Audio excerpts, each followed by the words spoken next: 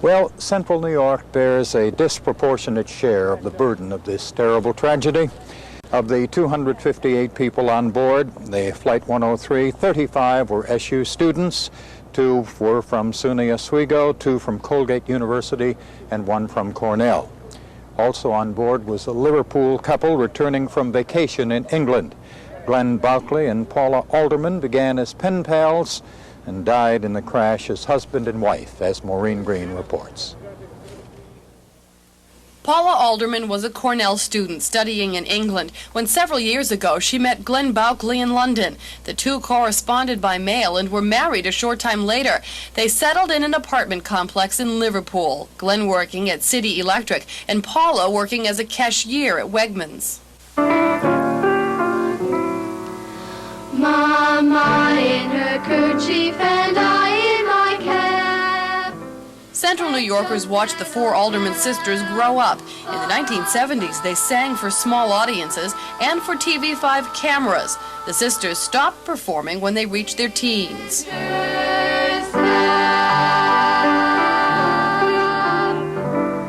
Maureen Green, Newscenter 5. This campus, often filled with laughter and happy talk, is one of quiet sadness this evening, a sadness that will last for a long, long time. And we'll be back with some final thoughts later in the broadcast.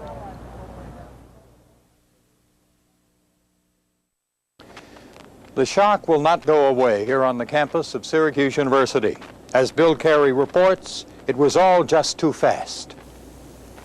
It reminded us all of just how quickly events can overtake us. In fields far from home lay the bodies of 24 students, a Clay couple, and more than 200 others. The swiftness of it all leaves so many questions. Colleen Brunner, a former cheerleader, a student at Oswego State. What would her life have been? She was a communications major. It wasn't the first time that the class of '86 at Brunner's Hamburg High School had suffered a tragedy in the skies.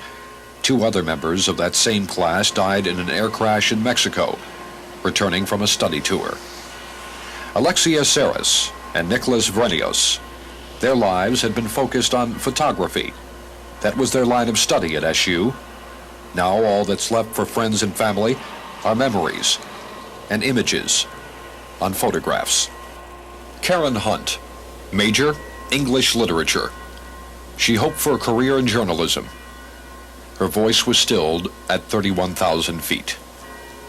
Glenn and Paula Bouckley, on their way home for the holidays after visiting family in England. Now grief stretches across the Atlantic to mute the holiday cheer of 2 families. So many questions. It was sudden. All we can ask is why.